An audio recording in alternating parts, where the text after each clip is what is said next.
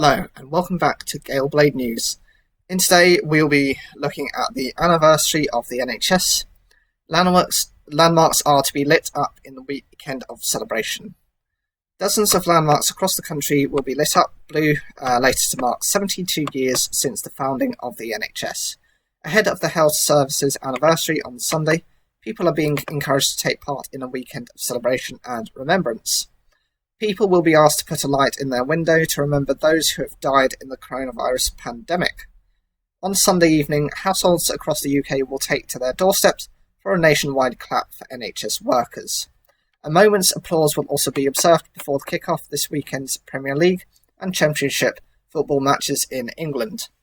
On Saturday, major public buildings will be illuminated with blue lights, including the Houses of Parliament, Blackpool Tower, the SEC Armadillo, the Shard and the Wembley Arch. Downing Street will also be lit up, with a candle placed on the doorstep of number 10. At 8 p.m, the Dean of St Paul's Cathedral in London will light a candle of remembrance of the lives which have been lost during the pandemic. On Sunday, a flypast by a World War II Spitfire fighter plane is due to take place over hospitals in the east of England, and a nationwide applause inspired for the Clap for Carers initiative will take place at 5 p.m. A special programme will be broadcast on BBC One to mark the occasion. The Clap for Carers initiative saw households across the country showing appreciation for healthcare workers for 10 Thursday evenings in a row during the height of the pandemic. Dutch-born Londoner Anne-Marie Plas, who started the Clap for Carers campaign, said she hoped Sunday's applause would mark the start of a yearly tradition to thank the health service.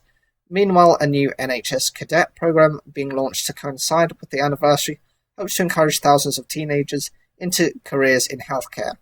Teenagers aged between 14 and 18 will be able to train in first aid, develop leadership skills and find volunteer opportunities within the health service.